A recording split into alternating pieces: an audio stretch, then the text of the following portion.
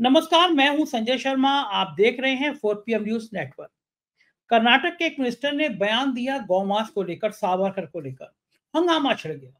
अनुराग ठाकुर से लेकर तमाम नेता मांस खाने के विरोध में आ गए कि मांस खा रहे हैं, हिंदू धर्म को बदनाम कर रहे हैं।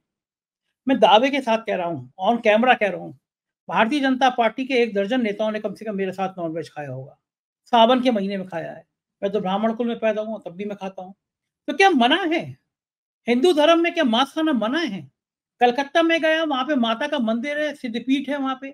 वहाँ रोज़ एक भैंसे की, बकरे की बलि दी जाती है। कामाख्या देवी चले जाइए आप, वहाँ पे रोज़ बलि दी जाती है। किरण रिजिजू ने जो पूर्वांचल में, पूर्वोत्तर के राज्यों में जो पार्टी करी है, उसका विवाद है। ये सारी बातें मैंने अभय दुबे जी से पूछी कि क्या कारण है संघ और बीजेपी इस तरह समाज में खाने-पीने को लेके भी जहर बोना चाहती है? चुनाव में भी इसका इस्तेमाल करना चाहती है। अभय दुबे जी ने बड़े विस्तार के साथ संघ की क्या खेल है, बीजेपी का क्या खेल है, समझाया है। मैंने अभय दुबे जी से पूछा, अटल बिहारी वाजपेयी खुलेआम इजराइल का विरोध करते थे, फिलिस्तीन के समर्थन में थे, और हमारी सरकार तो इतना भयंकर, जब दुनिया में युद्ध की स्थिति है, ना इधर ना उधर, तय नहीं कर पा रही है, मन से इजराइल के साथ है, तन से बोलना नहीं चाह रही है। तो ये ढुलमुल नतीजा, जैसे पहले गए, बड़े शान से गए, यूक्रेन में गए, जेलेंस्की से गले मिले, पुतिन ने आंख दिखाई, तो हमारे डोभाल साहब कांपते हुए स्टाइल में, डोभाल साहब सफाई देने बैठ गए पुतिन साहब को, साहब हमारी मंशा ऐसी नहीं थी। कोई पॉलिसी नहीं है। विदेश के मामले में इतनी खराब विदेश नीति कभी रही नहीं है। चल क्या रहा है? बहुत शानदार बातचीत है। अभय दुबे जी से रिक्वेस्ट है कि पूरा इंटरव्यू सुनिएगा, आपको बहुत मजा आएगा। चलते हैं अभय जी के पास और आपसे रिक्वेस्ट करते हैं, चैनल को ज्वाइन और सब्सक्राइब करना ना भूलें। चलिए सुनते हैं अभय जी क्या कहते हैं। 4 PM न्यूज नेटवर्क में स्वागत है अभय दुबे जी आपका। पूरी दुनिया डरी हुई है कि पता नहीं क्या होगा। इजराइल और ईरान के बीच तनाव बढ़ता जा रहा है। दोनों देश धमकी दे रहे हैं। अटल बिहारी वाजपेयी का एक वीडियो वायरल हो रहा है, जिसमें उन्होंने फिलिस्तीन का समर्थन करते हुए कहा था कि 1 इंच की जमीन भी नहीं कब्जानी चाहिए। इजराइल को चेतावनी दी थी कि जिस तरह फिलिस्तीन के लोगों का शोषण कर रहा है, जमीन कब्जा रहा है, इसके गंभीर परिणाम होंगे। लेकिन अब बाजी पलट गई है, बाजी बदल गई है। हमारे प्रधानमंत्री जी कभी इजराइल पे एकदम गलबहियां खड़े हो करते हुए नजर आ रहे हैं, कभी वो तय नहीं कर पा रहे उन्हें करना क्या है। इस युद्ध के दरमियान तमाम देशों की भूमिका सामने आ गई, लेकिन भारत कहीं खड़ा नहीं हो पा रहा। क्या भारत को बोलना चाहिए, गांधी का देश है, युद्ध रुकवाने की अपील करनी चाहिए, और क्या खामोश बैठ जाना ही विकल्प है? पूरी दुनिया में भारत की तरफ निगाह है कि भारत किसके साथ है, इजराइल के साथ है, ईरान के साथ है। कई जगह पे भारत में ईरान के लोगों के समर्थन में जुलूस निकाले गए हैं, इजराइल का विरोध किया गया है, लेकिन भारत सरकार कुछ बोलने को तैयार नहीं है। इतनी खामोशी क्या ठीक होती है?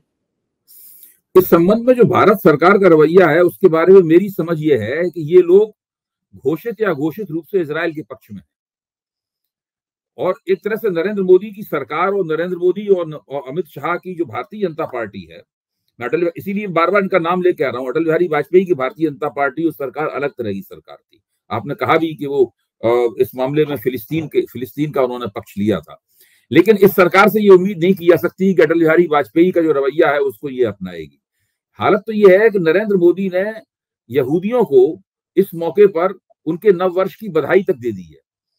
मतलब वो मोदी जी सिखों कभी सिख नववर्ष की बधाई नहीं देते, मुसलमानों कभी इस्लामिक कैलेंडर के मुताबिक नए साल की बधाई नहीं देते, हिंदुओं को विक्रम संवत की भी बधाई नहीं देते, और जैनियों को उनके कैलेंडर के मुताबिक बधाई। भारत में बहुत सारे कैलेंडर हैं, लेकिन नरेंद्र मोदी बिल्कुल दृढ़ता पूर्वक पोप ग्रेगरी द्वारा बनाया गया जो कैलेंडर है, जनवरी फरवरी मार्च वाला जो ग्रेगोरियन कैलेंडर है, उस कैलेंडर में, जो आधुनिक कैलेंडर है, उस कैलेंडर में विश्वास करते हैं और उसी तरह नव वर्ष की बधाइयां देते हैं। लेकिन इस बार जब कि इजराइल ईरान के साथ युद्ध में उलझा हुआ है, लेबनान के साथ युद्ध में उलझा हुआ है, गाजा पट्टी में युद्ध में उलझा हुआ है, उसमें वो यहूदियों को नव वर्ष की बधाई दे रहे हैं।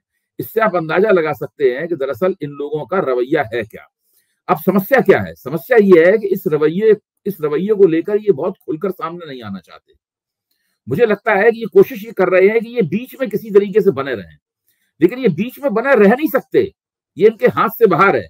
देखिए, ईरान से भारत के संबंध अच्छे नहीं है और भारत ईरान से तेल नहीं खरीदता है। भले ही उसे दूसरी जगहों पर कुछ, ईरान अगर सस्ती दर पर भी भारत को तेल देना चाहे तो ये भारत उससे तेल, नरेंद्र मोदी की सरकार उससे तेल लेने में से परहेज करेगी। ये महंगा तेल, अरबों से महंगा तेल ले लेंगे, लेकिन ईरान से सस्ता तेल ये नहीं लेंगे। ये इनका ईरान के प्रति रवैया है। अच्छा, अब स्थिति क्या है कि नेतन्याहू ने सब पहले तो हमास के नेताओं का, हौथियों के नेताओं का और हिजबुल्लाह के नेताओं का और ईरान का जो नेशनल गार्ड है उसके नेता का साजिश करके, हमले करके पहले तो इन सब लोगों का एसेसिनेशन या इनकी हत्याएं आयोजित की। जब वो लगातार हमले करता रहा और हत्याएं आयोजित करता रहा, उसमें ईरान की सरकार ने किसी किस्म की कोई फौजी प्रतिक्रिया नहीं दी, निंदा वगैरह की फौजी प्रतिक्रिया नहीं दी। इससे इजराइल ये समझने लगा कि ईरान की सरकार कमजोर हो गई है। ईरान के जो सर्वोच्च नेता हैं खामेनी, वो वैसे भी 84 साल के हो चुके हैं, इसलिए कोई खास इनकी तरफ से प्रतिक्रिया नहीं आएगी, जो कमजोर सरकार हो चुकी है। उसके बाद नेतन्याहू ने संयुक्त राष्ट्र के मंच पर ये भाषण दिया कि वे ईरान को मौजूदा जो आयतुल्लाहों की जो मजहबी हुकूमत है, उस मजहबी हुकूमत से मुक्त करना चाहते हैं, और ईरान को अगर इस मजहबी हुकूमत से मुक्त किया जाएगा तभी मध्य एशिया में शांति रह पाएगी। ये उन्होंने इस तरह का एक पूरा कार्यक्रम संयुक्त राष्ट्र के मंच पर पेश किया, और संयुक्त राष्ट्र के मंच पर पेश करने की बाद में फिर उन्होंने एक और छोटा सा संदेश उन्होंने जारी किया, जो कि अंग्रेजी में था और नीचे उसमें फारसी में उसका अनुवाद आ रहा था। उसमें भी उन्होंने अपनी ये योजना बताई। अच्छा, अब सवाल ये है कि अच्छा, अमेरिका भी इस पक्ष में है कि ईरान से आयतुल्लाहों की मजहबी हुकूमत खत्म की जानी चाहिए, इस्लामिक हुकूमत खत्म की जानी चाहिए। अमेरिका भी इस पक्ष में है, लेकिन क्या ये व्यावहारिक रूप से संभव है? देखिए, अगर आप ईरान में जाएं और जनता के साथ आम लोगों से बातचीत करें तो आप पाएंगे कि ईरान दो हिस्सों में बटा हुआ है। एक हिस्सा वो है जो कि इस्लामिक हुकूमत का समर्थन करता है, एक हिस्सा वो है जो ये चाहता है कि इस्लामिक हुकूमत रहे या जाए, लेकिन कुछ उदारतावादी और प्रगतिशील किस्म के कदम उठाए जाने चाहिए। जैसे महिलाओं को जो हिजाब वाली बात है उसकी इजाजत मिलनी चाहिए, कोई हिजाब ना पहने, इस तरह की बहुत सी बातों का।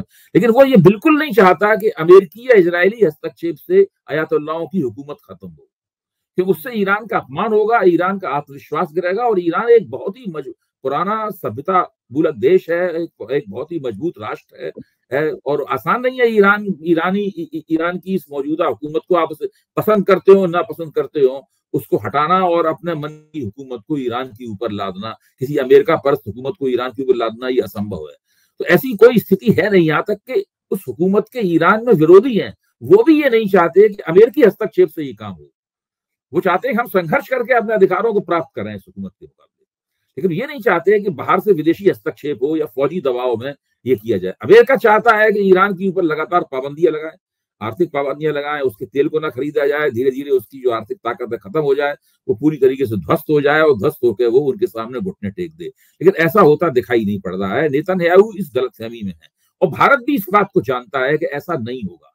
ईरान से इस्लामिक हुकूमत केवल अमेरिका या इजराइल की मर्जी से खत्म होने वाली नहीं है। मैं तो ये मानता हूं कि इजराइल के मुकाबले ईरान भारत का ज्यादा बड़ा सहयोगी और ज्यादा लाभप्रद सहयोगी हो सकता है, लेकिन भारत सरकार ने ईरान से अपनी दूरी बना ली है। दूरी बनाकर एक तरह से वो अपने आप को उसने अमेरिकन खेमे में खड़ा कर लिया है। अभी अमेरिका क्या कर रहा है? अमेरिका जब युद्ध होने की नौबत है, दोनों के बीच में बड़ा भयानक युद्ध होने की नौबत है जो विश्व युद्ध में भी बदल सकता है, एक तरफ तो ये कह रहा है कि भाई सीज फायर होना चाहिए, दूसरी तरफ संयुक्त राष्ट्र में उनके प्रतिनिधि जो है वो स्पष्ट रूप से ईरान को आक्रांता बता रहे हैं और इजराइल को ईरान के हमले द्वारा उत्पीड़ित राष्ट्र के रूप में चित्रित कर रहे हैं। आप इससे अंदाजा लगाइए, इस पूरी जो डिप्लोमेसी, पूरी जो कूटनीति हो रही है, इस कूटनीति में भारत ने अपने आप को अनुपस्थित कर लिया है। भारत का कहीं नाम नहीं है, भारत का कोई रवैया स्पष्ट रूप से निकलकर सामने नहीं आ रहा है। केवल दुख प्रकट करना, ये हो गया वो हो गया, नहीं होना चाहिए, शांति की अपील करना, ये कोई राजनयिक रवैया नहीं होता है। राजनयिक रवैये में तो आपका एक सुनिश्चित दृष्टिकोण आपको अपने सामने रखना पड़ता है, जिससे पता लगता है कि विश्व के राजनयिक पटल के ऊपर आप कहां खड़े हुए हैं। और ये एक समस्या है जो भारत की कूटनीति अपने आप को समस्या में फंसा हुआ पा रही है। आपने बिल्कुल ठीक कहा, ना तो ये अटल बिहारी वाजपेयी के रवैये के समर्थक हैं, ना इनका खुद का कोई रवैया है। बस ये इजराइल के प्रति हमदर्दी जताकर, इजराइल के प्रति अपना रुख जो झुका हुआ है वहां जो कट्टरपंथी भाजपाई और राष्ट्रीय स्वयंसेवक संघ के कार्यकर्ता हैं उनके बीच में अपनी गोटी लाल करना चाहते हैं। देखिए इजराइल क्या है, इजराइल एक मजहबी मिलिट्री कॉम्प्लेक्स है, यहूदी मजहब मिलिट्री कॉम्प्लेक्स, इसके साथ में इजराइल की सीक्रेट सर्विस मोसैड को भी जोड़ दीजिए, यानी सीक्रेट सर्विस, मिलिट्री और मजहब का एक मिला जुला कॉम्प्लेक्स है। इजराइल को ये लोग अपना आदर्श मानते हैं। मुझे लगता है कि जिस तरह इजराइल ने अरबों के साथ संघर्ष किया है, इस तरीके से ये पाकिस्तान के साथ, बांग्लादेश के खिलाफ और भारत के मुसलमानों के खिलाफ ये संघर्ष इस तरह का चलाएंगे और भारत को हिंदू राष्ट्र बनाएंगे, इस तरह उन्होंने अपने आप को यहूदी राष्ट्र बना लिया है। लेकिन भारत एक बहुत ही विशाल देश है, इजराइल जैसे जाने कितने देश इसके अंदर से बन जाएंगे। भारत की समस्याएं बिल्कुल अलग तरीके की हैं, भारत के उद्योगों का विकास अलग तरीके का है, और भारत का जो फौजी साज सामान बनाने का उद्योग है वो तो बहुत ही ज्यादा कमजोर है। वो केवल ये बात कहना कि भारत के अंदर आप कोई फौजी साज सामान बना रहे हैं, केवल झूठ और फरेब पे आधारित है। मैं पहले भी 4PM के मंच पे बता चुका हूं कि आज तक ये लाइट कॉम्बैट एयरक्राफ्ट नहीं बना पाए। ये मोदी सरकार की गलती नहीं, ये कांग्रेस की सरकारें भी नहीं बना पाई। मेन बैटल टैंक MBT जो है वो आज तक ये नहीं बना पाए। अवाक्स जैसे बहुत ही सोफिस्टिकेटेड किस्म के जो यंत्र होते हैं फौजी टेक्नोलॉजी, उसकी तो बात आप छोड़ ही दीजिए, वो तो केवल इनको आयात ही करनी पड़ेगी। तो इनकी काफी इस लिहाज से इनके जो भी दावेदारियां हैं वो फर्जी आंकड़ों पर आधारित हैं और केवल डींग मारने के अलावा वो कुछ भी नहीं है। और अग्निपथ जैसा कार्यक्रम लेकर, अग्निपथ जैसी स्कीम लेकर इन्होंने दरअसल फौज जो थल सेना है, थल सेना जो भारत की बहुत बड़ी मजबूती थी, उसको भी इन्होंने कमजोर कर दिया। आप किसी भी रिटायर्ड मेजर जनरल या ब्रिगेडियर से बात करके देखिए, वो आपके सामने स्पष्ट कर देगा कि दरअसल हो क्या इस मामले में हुआ क्या है। तो ऐसी स्थिति में, और ना आपके पास इतना बड़ा ना तो आपके पास हथियारों का साज सामान बनाने वाला उद्योग है, नहीं आपके पास ऐसी कोई मजहबी ताकत जैसी इजराइल में हो सकती है या किसी और दूसरे राष्ट्र में हो सकती है, वैसे वो भी नहीं, वो उस तरह की स्थिति में नहीं, क्योंकि हिंदू धर्म एक मजहब नहीं है। हिंदू धर्म इस्लाम, ईसाइयत या यहूदी धर्म की तरह एक मजहब नहीं है। तो इस स्थिति में इजराइल की नकल करना एक तरह की एक फर्जी कल्पना है, जिसका पाठ उन्होंने राष्ट्रीय स्वयंसेवक संघ के स्वयंसेवकों और भारतीय जनता पार्टी के कट्टरपंथी कार्यकर्ताओं को पढ़ा रखा है। लेकिन उसके आधार पर ये अपनी जो कूटनीति है वो नहीं चला सकते, ये इनकी समझ में अब आ रहा है। बिल्कुल ठीक बात है। और यही वही वाला हाल हो गया कि गए बड़े जोर से यूक्रेन प्रधानमंत्री जी गले मिले जेलेंस्की के, और जब वो रूस ने आंखें तड़ी तो डोभाल साहब लगभग कांपते वाले स्टाइल में पुतिन के सामने बैठे हुए थे। तो ना रूस के ना यूक्रेन के, और नोएडा के एंकरनियां कह रहे हैं कि पापा ने युद्ध रुकवा दिया, यूक्रेन रूस का युद्ध रुकवा दिया। सोशल मीडिया पे मजाक हो रही है। उधर कर्नाटक में एक मिनिस्टर ने बयान दिया सावरकर को लेकर कि ब्राह्मण, सावरकर कहते थे ब्राह्मण जो है मांस खा सकते हैं, मांसाहारी थे सावरकर, और तो गौ मांस भी खा लेते थे, और इस तरह की तमाम विवादित बात की हैं। और उसमें बीजेपी के तमाम नेता मांस खाने को लेकर हंगामा काटे। अनुराग ठाकुर का बयान दिया सुना मैंने, बाकी लोगों का बयान सुना। ऐसा लग रहा है कि मांस खाना कोई अपराध है और ब्राह्मण तो मांस खा नहीं सकता। मैं अभय जी मतलब ऑन एयर में एक दावे के संग कह रहा हूँ, कम से कम 1 दर्जन भारतीय जनता पार्टी के नेताओं ने, बड़े नेता नाम लेना ठीक नहीं है क्योंकि व्यक्तिगत बातचीत को कभी मंच पे नहीं लाना चाहिए, कम से कम 1 दर्जन बीजेपी के नेताओं ने मेरे से नॉनवेज खाया है, चिकन भी खाया, सावन के महीने में खाया है। तो ये जो परंपराएं, या तो ये कह दो कि भैया गौमांस खाना तो अपराध है ही है, इस देश में गाय माता है, किसी की भावनाओं को हाथ नहीं करना चाहिए, लेकिन बाकी बात मुर्गा बकरा ये सब, हम तो कलकत्ता में गए थे, कलकत्ता में माँ का जो केंद्र है, शक्तिपीठ है, वहां पे एक भैंस एक बकरे की बलि दी जाती है। कामाख्या देवी में देखिए वहां तो कितनी ज्यादा रोज बलि दी जाती है। ठीक है, गाय हिंदुओं की माता एक धारणा है, गाय की पूजा करते हैं, ठीक है, हर जगह गाय का वध का मना होना चाहिए, निषेध होना चाहिए, लेकिन बाकी कोई मीट और मांस खाने पे इतना हल्ला कर देना जैसे मांस खाना बहुत बड़ा अपराध है। क्यों बीजेपी दोहरे चरित्र के आचरण में फंसी रहती है? देखिए, मैंने राष्ट्रीय स्वयंसेवक संघ के दूसरे सरसंघ चालक माधवराव सदाशिवराव गोलवलकर के बहुत सी रचनाएं मैंने पढ़ी हैं। उनकी स्वयंसेवकों के साथ बातचीत कई खंडों में उनका जो वांग्मय है उसमें संकलित है। तो उसमें स्वयंसेवक सवाल पूछते हैं अपने सरसंघ चालक से और चाहते हैं कि उन्हें एक ऐसा उनकी जिज्ञासा संतुष्ट की जाए। तो एक ऐसे ही सवाल जवाब में स्वयंसेवक लोग पूछते हैं गोलवलकर से कि क्या मद्यपान करना या मांस खाना मनुस्मृति में क्या ये वर्जित किया गया है? तो गोलवलकर, जिन्हें स्वयंसेवक प्रेम से गुरुजी कहते थे, तो गुरुजी कहते हैं कि देखिए, कुछ भी खाना या पीना, मांस खाना या मद्यपान करना, इसको कहीं वर्जित करने वाली बात नहीं है, लेकिन सारे काम जो है ना, वो संयमित तरीके से किए जाने चाहिए। यानी दारू भी पियो तो हाँ, संयमित तरीके से किया जाना चाहिए, किसी भी काम की अति नहीं होनी चाहिए। तो आप देखिए, यहाँ भी वो मांस खाना या मद्यपान से बिल्कुल ठीक है उनका कहना, हम और आप भी इससे सहमत हैं। कौन नहीं कहेगा कि सारे काम आप संयम से किए जाएं? गुरुजी का कहना बिल्कुल ठीक है। अब दिक्कत की बात यह है कि इन सब बातों को, अब आप बंगाल को आइए, बंगाल में भारतीय जनता पार्टी चुनाव में बड़ा दबारा देती है। अब आप इनसे पूछिए कि दिलीप घोष जो उनके बंगाल में उनके नेता हैं, वो मांस खाते हैं कि नहीं खाते, मछली खाते हैं कि नहीं खाते। अब आप उनके जो ममता बनर्जी का साथ छोड़ के आए हैं अधिकारी, शुभेंदु अधिकारी, जो विपक्ष, हाँ, शुभेंदु अधिकारी जो उसका विपक्ष के नेता हैं विधानसभा में, वो मांसाहारी और मछलीहारी हैं कि नहीं है, आप पूछिए उनसे। आप ये देखिए कि जिस महिला को मोदी जी ने बंगाल की शेरनी बताया था और लोकसभा का टिकट दिया था उसको, क्योंकि वो जो शाहजहां शेख वाले इलाके में है, तो क्या उस महिला से पूछिए जाके, उस महिला ने मछली कभी खाई है कि नहीं खाई है।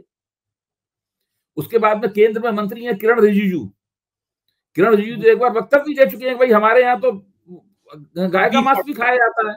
बाद में उनसे कहा गया कि भाई इस तरह की बात जोर जोर से ना कहो, खाया जाता है तो इसको जोर जोर से मत कहो, इससे नुकसान होता है हमें उत्तर भारत में, तो वो चुप हो गए। उसके बाद अब आप उत्तर पूर्व में जब भारतीय जनता पार्टी प्रचार करने जाती है तो वो गोवध का सवाल वहां नहीं उठाती, गोमांस का सवाल वहां पर नहीं उठाती। देखिए, यहाँ पर जो उत्तर भारत और पश्चिम भारत और मध्य भारत का जो इलाका है, इस इलाके में हिंदू कट्टरपंथ को हवा देने के लिए गोमांस और गोवध की बात उठाई जाती है। मुख्य बात यह है, इस नाम पे लोगों को लिंच किया जाता है, पीट पीट के जान से मार दिया जाता है, ये तमाम इस तरह की हरकतें यहां पे की जाती है। लेकिन पूरे देश के अंदर आप ऐसा नहीं कर सकते, मुझे तो अच्छी तरीके से याद है कि त्रिपुरा में जब भारतीय जनता पार्टी ने पहली बार विधानसभा का चुनाव जीता था, त्रिपुरा में जब भारतीय जनता पार्टी ने पहली बार विधानसभा का चुनाव जीता था, तो वहां पर राष्ट्रीय स्वयंसेवक संघ के जो इंचार्ज थे, उनका नाम देवधर था, और लेकिन आगे क्या नाम था मैं भूल रहा हूं, पुरानी बात हो गई। तो उन्होंने साफ तौर पर कहा था कि भाई हम तो जनता के बीच में काम करते हैं यहाँ पर, और यहाँ पर लोग मछली खाते हैं, मैं भी मछली खाता हूं उनके साथ। मैं मतलब शब्दों में हेर फेर हो सकता है मेरी इन बातों से, क्योंकि बात बहुत पुरानी हो गई, लेकिन ये कहना कि भारत में मांसाहार करना अपने आप में कोई पाप है या कोई हिंदू विरोधी चीज है, ये इतनी हास्यास्पद बात है, इसकी कोई सीमा नहीं। इन लोगों से पूछो रामचंद्र जी मांस खाते थे कि नहीं खाते थे? महाभारत के नायक अर्जुन और भीम मांस खाते थे कि नहीं खाते थे? इन लोगों से पूछा जाए, बेकार की बात है बिल्कुल। ये इस तरह की घटिया बात है, इस पर केवल हंसा जा सकता है। और मैं मानता हूं कि भारतीय जनता पार्टी इस इलाके की सबसे बड़ी पार्टी है, बहुत शक्तिशाली पार्टी है, सत्ताधारी पार्टी है, वो चुनाव हारे या जीते, लेकिन वो महत्वपूर्ण राजनीतिक शक्ति है इस इलाके की। लेकिन भाजपा को वोट इसलिए नहीं मिलते हैं कि उसके लोग इस प्रकार का नाटक करते हैं कि मांसाहार अगर कोई किसी को मांसाहारी कह दिया तो कोई पाप कर दिया। अब सावरकर ब्राह्मण जाति में पैदा हुए थे, लेकिन सावरकर नास्तिक थे, मैं आपको बता रहा हूं। सावरकर ईश्वर में, धर्म में विश्वास नहीं करते थे। वो जो उन्होंने हिंदुत्व का सिद्धांत प्रतिपादित किया था, साफ तौर पे कहा था, जब मैं हिंदुत्व कहता हूं तो मेरा उस हिंदू धर्म से कोई ताल्लुक नहीं है जिसमें पूजा पाठ होता है। हिंदुत्व एक राजनीतिक विचारधारा है, वो स्पष्ट रूप से अपनी पुस्तक हिंदुत्व में कहते हैं। हिंदुत्व एक राजनीतिक विचारधारा है, इसीलिए वो कहते थे कि भारत में पैदा हुए सभी धर्मावलंबी हिंदू हैं, भले ही उनकी पूजा पद्धति कोई और हो। ये सावरकर का सिद्धांत क्या था? तो ये मनुस्मृति के ऊपर सावरकर ने 7 दिन का व्याख्यान दिया था।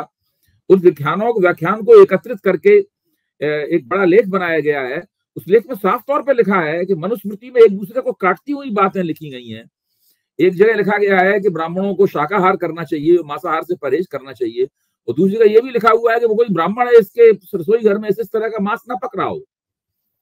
तो हिंदू धर्म का मांसाहार से ताल्लुक वैसा सीधा नहीं है जैसा कि ये लोग बताने की कोशिश करते हैं। और आपने ठीक ही कहा, भारतीय जनता पार्टी और राष्ट्रीय स्वयंसेवक संघ के बहुतेरे कार्यकर्ता, प्रचारक और तमाम नेता सब मांसाहारी हैं। बिल्कुल ठीक कह रहे हैं। और अन्य पार्टियों के मुकाबले उसमें शाकाहारियों की संख्या ज्यादा हो, ये हो सकता है कि अन्य पार्टियों के मुकाबले उसमें शाकाहारियों की संख्या ज्यादा हो, लेकिन जिन इलाकों में मांस, अब जैसे आप ब्राह्मणों के बारे में कह रहे हैं, उत्तर भारत में ब्राह्मणों में आपको एक बड़े पैमाने पर शाकाहार पाया जाएगा, शाकाहार का आग्रह पाया जाएगा। लेकिन जैसे ही आप उत्तराखंड में जाएंगे, जहां भारतीय जनता पार्टी की बहुत अच्छी स्थिति रहती है हमेशा, भारतीय जनता पार्टी उत्तराखंड की नंबर 1 पार्टी है, वहां के सारे ब्राह्मण मांसाहारी होते हैं। सही बात है, बिल्कुल सही बात है। लेकिन ये अलग अलग बातें। चलते हैं बिहार, वहां के मिनिस्टर है जमा खान, वो कह रहे हैं कि नीतीश जल्दी ही प्रधानमंत्री बनेंगे। और इस बयान में बिहार में मिनिस्टर हैं जमा खान, मिनिस्टर है बिहार सरकार में, वो कह रहे हैं नीतीश कुमार जल्दी ही प्रधानमंत्री बनेंगे। अब आप सोचिए, एक मिनिस्टर है वो कह रहा है कि जल्दी ही नीतीश बाबू प्राइम मिनिस्टर बन जाएंगे। इस तरह के बयान क्या मोदी जी का तापमान बढ़ा देते होंगे?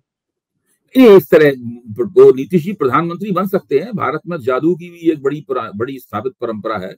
हो सकता है वो उनके मंत्री और इस तरह के लोग नीतीश कुमार की पार्टी में और भी होंगे जो इस तरह का बयान देना समय, तो वो मोदी जी को लुप्त कर सकते हैं जादू के जोर से, और नीतीश जी को उनकी जगह बैठा सकते हैं। इसके अलावा और क्या हो सकता है? नीतीश जी के पास मोदी जी के पास 240 सांसद हैं। क्या नीतीश को और उन मंत्री महोदय की उम्मीद है कि 240 सांसदों में से 150 से ज्यादा सांसद नीतीश कुमार के साथ चले आएंगे? उनको लग रहा है इंडिया गठबंधन सपोर्ट कर देगा। नहीं, इंडिया गठबंधन सपोर्ट करेगा नहीं करेगा अलग बात है, वो इस वक्त एनडीए में है। ये तो यही हो सकता है कि एनडीए के अंदर एक बहुत जबरदस्त संकट पैदा हो, उस संकट की वजह से एक वहां संघर्ष की स्थिति बने।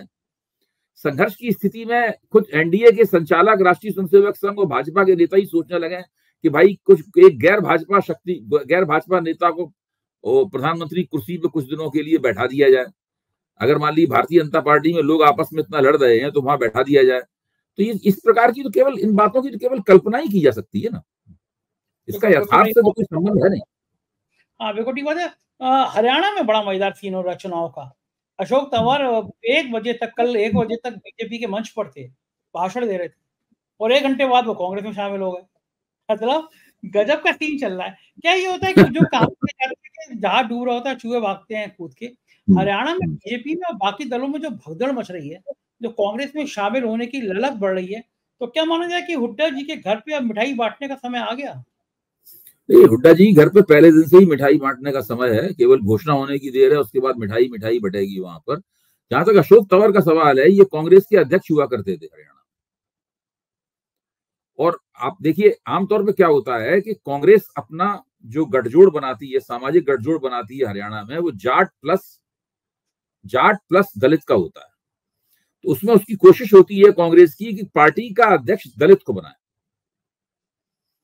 और चुनाव की बागडोर और मुख्यमंत्री पद जो है ना वो जाट को दिया जाए। कुछ इस तरह की कांग्रेस की एक व्यवहारिक कोशिश होती है। इसकी घोषणा वगैरह नहीं होती, नहीं, कांग्रेस की रणनीति जाट प्लस दलित को बनाने की होती है। इसी चक्कर में अशोक तंवर को बनाया गया था।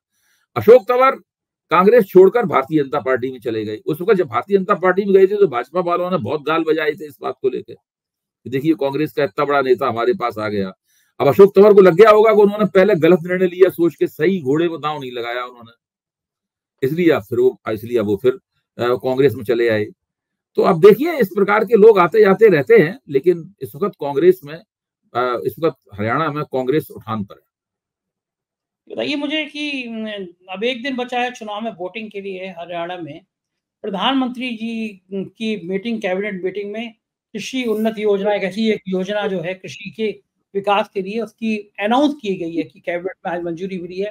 1 लाख करोड़ रुपए किसानों के लिए मंजूर किए जाएंगे, किसानों की जिंदगी सुधरेगी। क्या जब चुनाव से 48 घंटे पहले, 72 घंटे पहले इस तरह की योजना की बात कर सकते हैं प्रधानमंत्री? कैबिनेट पास कर सकती है? देखिए ये तो एक इतना बड़ा लूप होल हो, इतना बड़ा लोचा है जिसके ऊपर हम सब लोगों को, पूरी संसद को, सर्वदलीय बैठक को विचार करना चाहिए। भाई राज्यों में चुनाव हो रहे हैं, केंद्र सरकार किसी स्कीम की घोषणा कर सकती है। चुनाव आयोग कहेगा कभी राज्य में तो घोषणा हुई नहीं, क्योंकि जो आचार संहिता है वो तो राज्य में लागू है, वो केंद्र में लागू नहीं है। इसलिए ये एक ऐसा घपला है, इसकी जैसे कि जब विभिन्न चरणों में चुनाव होते हैं उसमें भी होता है, एक चरण में जहां पर आचार संहिता, जहां पर चुनाव प्रचार बंद हो गया है, तुरंत उससे सीमा से लगे हुए दूसरे जगह जहां चुनाव प्रचार नहीं बंद है वहां खड़े होकर भाषण दिया जाता है और इधर के चुनाव को प्रभावित किया जाता है। तो ये पूरा नाटक लगातार भारत में आचार संहिता लागू होने के बावजूद चलता रहता है। ये एक चोर दरवाजा है जिसके बारे में सब कोई जानता है, एक ऐसा चोर दरवाजा है इसके बारे में सब कोई जानता है। दूसरी बात, मैं ये मानता हूं कि चुनाव के 3-4 महीने पहले भी की गई कोई घोषणा मतदाताओं को प्रभावित नहीं करती। अभी तो 1 दिन रह गया केवल मतदान का, चुनाव के अगर 3-4 महीने पहले भी घोषणा की जाए उसका भी मतदाताओं पर कोई असर नहीं होता। हाँ, चुनाव के 1 साल पहले अगर आप कोई घोषणा करें तो मतदाताओं पर असर होता है। दूसरे, किसानों की जिंदगी बेहतर करने और किसानों की आमदनी को बढ़ाने या दूना करने की जितने भी दावे हैं, इन दावों की बहुत ही सख्ती से जांच होनी चाहिए कि आखिरकार ये 1 लाख करोड़ रुपए किसानों तक कैसे पहुंचेगा। भाई, जो डायरेक्ट बेनिफिट ट्रांसफर के बारे में तो हम लोग समझ सकते हैं कि मामला है क्या, वो तो सीधे किसान के पास पहुंचता है, ये तो बात समझ में आती है, उसका सबूत है उपलब्ध, उसका हम तसल्ली से कह सकते हैं कि वो 2,000 रुपए 3,000 रुपए टुकड़ा ही है, लेकिन टुकड़ा ही सही, लेकिन किसान के पास पहुंचता है। लेकिन ये जो योजना है इसमें 1 लाख करोड़ रुपए खर्च किया जाएगा, ये किसान के पास कैसे पहुंचेगा? ठीक बात, किस रूप में किसान की मदद करेगा? इसका सरकार द्वारा इसका विस्तार से ब्यौरा दिया जाना चाहिए और इसके बारे में ब्लूप्रिंट सामने आना चाहिए लोगों के कि भाई इस तरीके से ये होगा। हाँ, ये नहीं पता नहीं है कैसे होगा। बिल्कुल ठीक बात है। देखते रहेंगे, निगाह बनी रहेगी। अभय जी, बहुत बहुत शुक्रिया, आपने हमें इतना समय दिया। तो ये अभय दुबे जी, आपने पूरी बातचीत सुनी, मुझको यकीन है बातचीत आपको पसंद आई होगी, अपनी राय से बताइएगा। शुक्रिया, थैंक यू।